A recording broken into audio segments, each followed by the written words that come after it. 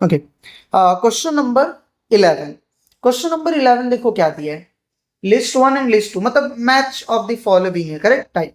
तो क्या दिया देखो, पहला ए क्या दिया है, a force that restores an elastic body of unit area to its original state बोला है। तो ओरिजिनल स्टेट में क्या कर रहा है, ये रिस्टोर कर रहा है, बराबर।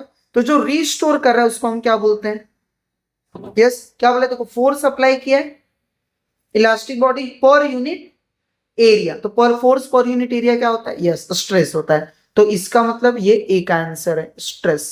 तो ए का क्या आएगा, थर्ड। ए का क्या आएगा, थर्ड। तो ऑप्शन में देखो ए का थर्ड किस किस में दिया, देखो ए का ऑप्शन देखो, एक बी में है और एक डी में है, तो इसका मतलब बी और डी में से कोई एक करेक्ट है। नेक्स्ट बी क्या दिया देखो, two equal and opposite forces parallel to opposite forces. तो क्या बोला, parallel to opposite forces, correct. तो पैरेलल टू अपोजिट फोर्सेस मतलब क्या, अभी हमने कुछ प्रीवियस लेक्चर में देखा था कि यहां पर हम शेयर मॉड्यूलस अप्लाई करते हैं, राइट। जहां पर two equal and opposite forces parallelly act करते हैं अपोजिट फेसेस में, उसमें हम शेयर मॉड्यूलस यूज करते हैं। तो ये शेयर मॉड्यूलस आएगा, किसका आंसर, बी का। तो बी का आंसर क्या है, फोर्थ। तो बी का आंसर फोर्थ देखो सेकंड में है, राइट। तो इसका मतलब आंसर कौन सा है, सेकंड है, क्लियर। तो इसीलिए देखो ऐसे ऑप्शंस में देखते जाने का, जिससे क्या होगा, हमारा टाइम बचेगा बाकी के सॉल्व करने में। चलो फिर भी मैं सॉल्व करा देता हूं। तो सी क्या बोला, forces perpendicular to everywhere to the surface per unit area same everywhere. तो सब हर एक जगह पे क्या है, सेम है। तो सी का क्या आएगा, बल्क मॉडुलस। बल्क मॉडुलस में प्रेशर एक्सर्ट होता है, तो वो क्या होता है, force perpendicular force per unit area. तो ये किसका आंसर है, सी का। नेक्स्ट है two equal and opposite forces perpendicular to opposite force, that is Young's modulus. तो ये सी का आंसर है, सॉरी डी का। ओके, सो ए का क्या है, थर्ड, बी का फोर्थ, सी का फर्स्ट एंड डी का second. Okay, question number 12। Question number 12 देखो क्या बोला है, with rise in temperature Young's modulus of elasticity. तो rise in temperature Young's modulus क्या होगा, इसके बारे में पूछा है। तो यंग्स मॉडुलस का फॉर्मूला क्या है, तो यंग्स मॉडुलस का फॉर्मूला है force into original length upon area into change in length, clear. और चेंज इन लेंथ का फॉर्मूला क्या होता है, टेम्परेचर के अकॉर्डिंग। तो चेंज इन लेंथ होता है initial length into alpha delta T, rise in temperature delta T. तो ये क्या हो जाएगा, तो ये हो जाएगा force into length whole divided by area into, ये हो जाएगा L alpha delta T. So यहां से क्या हो रहा है, ये स्मॉल एल स्मॉल जो ओरिजिनल लेंथ है वो कैंसिल हो गया। सो हमारे पास क्या आ गया, it is force per unit area into alpha delta T, clear. अभी ये जो फोर्स होता है, यंग्स मॉडुलस जो होता है, वो किस पे डिपेंड करता है, नेचर ऑफ द मटेरियल पे। किस पे डिपेंड करता है, नेचर ऑफ द मटेरियल पे, ठीक है। बट जब भी आप किसी मटेरियल का टेम्परेचर इंक्रीज करते हो या डिक्रीज करते हो, तो उसका जो मॉलिक्यूलर एनर्जी है, काइनेटिक एनर्जी, वो क्या होने लगती है, चेंज होने लगती है, जिससे मटेरियल का नेचर चेंज होने लगता है। तो यहां पर ये जो यंग्स मॉडुलस है वो टेम्परेचर पे डिपेंड करता है। तो ये इनवर्सली प्रोपोर्शनल आप देख सकते हो, यंग्स मॉडुलस से ये क्या है, तो यंग्स मॉडुलस यहां पर आपको दिख रहा है, ये इनवर्सली प्रोपोर्शनल है किसके, टेम्परेचर को, राइट। तो टेम्परेचर क्या किया, राइज किया, राइज का मतलब टेम्परेचर बढ़ाए। तो टेम्परेचर बढ़ाओगे तो यंग्स मॉडुलस क्या होना चाहिए, कम होना चाहिए। तो इसीलिए आंसर क्या आएगा, D decreases, sorry answer is be decrease. So answer क्या आएगा, बी डिक्रीजेस। चलो आगे बढ़ते नेक्स्ट क्वेश्चन की तरफ। Question number 13। क्वेश्चन नंबर 13 देखो क्या दिया है, if the ratio of lengths, क्या दिया, ratio of lengths radii Young's modulus of steel and brass wire in the figure are A B C respectively. तो रेशियो दिया हमको, ठीक है ना।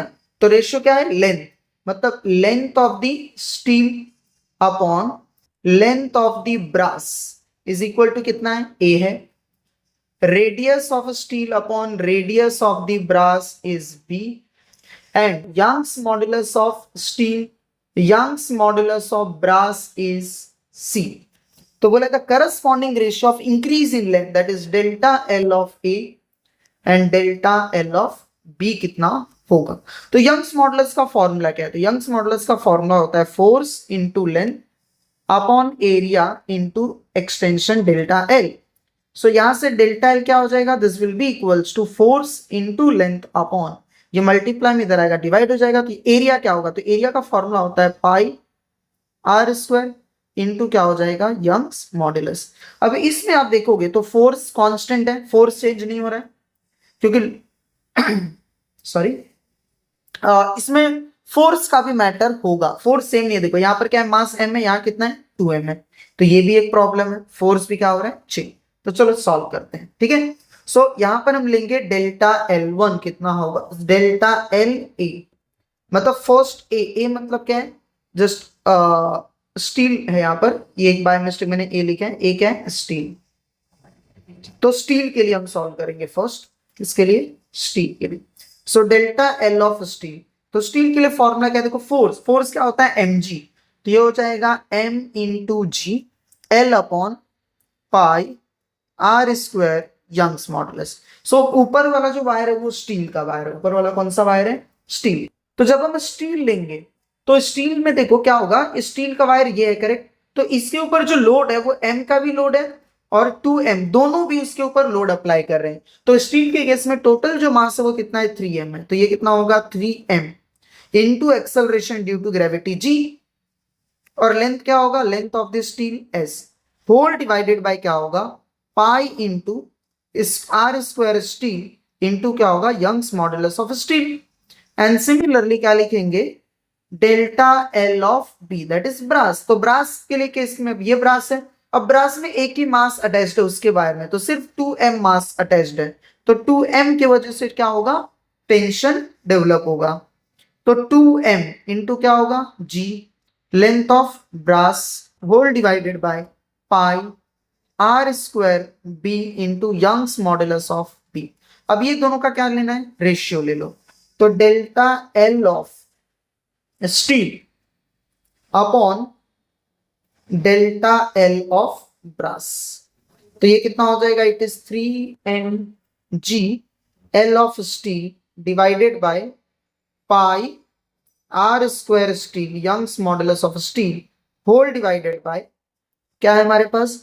2mg length of brass whole divided by pi R square brass Young's modulus of brass. अब यहां पर देखो क्या क्या कैंसिल हो रहा है, तो mg कैंसिल, पाई पाई कैंसिल, तो क्या क्या बच गया देखो? तो न्यूमरेटर में कितना बचा? 3 कांस्टेंट है, न्यूमरेटर डिनोमिनेटर में कितना बचा? 2 कांस्टेंट है। अभी देखो यहां पर क्या है? ls है, तो I will write ls upon में क्या है? lb बराबर इनटू ये देखो आर स्क्वायर भी, ये डिवाइड में इधर जाएगा क्या होगा? मल्टीप्लाई, तो ये हो जाएगा आर स्क्वायर बी, और डिवाइड में कितना है देखो जरा? न्यूमरेटर डिनोमिनेटर में R square S, Young's modulus भी ऊपर क्या मल्टीप्लाई होगा? तो Young's modulus of B upon denominator में क्या है? Young's modulus of steel. Okay, so यहां पर जस्ट हमको ध्यान देना है, तो जस्ट ये वैल्यूज अब मैं लिखते जा रहा हूं, जरा स्क्रीन छोटा कर रहा हूं सो दैट ये पूरा दिखे। So this will be equals to 3 divided by 2। अब देखो पहला क्या है? ls अपॉन lb है, ls अपॉन lb कितना है? देखो ये a है, तो ये a हो गया। अब ये देखो rb अपॉन rs का स्क्वायर है, बट यहाँ पर rs अपॉन rb है ना, तो rb अपॉन rs क्या होगा? उसका रेसिप्रोकल, तो ये हो जाएगा 1 अपॉन b का होल स्क्वायर, और yb अपॉन ys है, ये ys अपॉन yb है, तो इसका रेसिप्रोकल हो जाएगा, तो ये हो जाएगा 1 अपॉन c। क्लियर? समझे इतना? Okay, so therefore we get delta L of s upon delta L of b will be equals to, तो ये कितना आ गया? 3 अपॉन 2a डिवाइडेड बाय कितना हो जाएगा? तो ये b का स्क्वायर, तो ये हो गया b square into c। Clear? So कौन सा ऑप्शन आ गया? ये किससे मैच कर रहा है? यस, बी ऑप्शन से मैच कर रहा है, right? 3a upon 2b square c, that is B option. So hope it is clear to everyone. चलो आगे बढ़ते हैं नेक्स्ट क्वेश्चन की तरफ, that is question number 14। So question number 14 देखो क्या बोला है। सो क्वेश्चन नंबर 14 है, in solids interatomic forces are, so in solid जो इंटर एटमिक फोर्सेस होता है वो अट्रैक्टिव भी होता है एज वेल एज रिपल्सिव होता है, तो combination of both A and B, repulsive as well as attractive. क्यों? क्योंकि इंटर एटमिक फोर्सेस में क्या होता है, इलेक्ट्रॉन इलेक्ट्रॉन रिपेल करते हैं, प्रोटॉन इलेक्ट्रॉन क्या करते हैं, अट्रैक्ट करते हैं। So because of that in solids interatomic forces are repulsive as well as attractive in natures, तो इसलिए आंसर क्या आएगा, सी।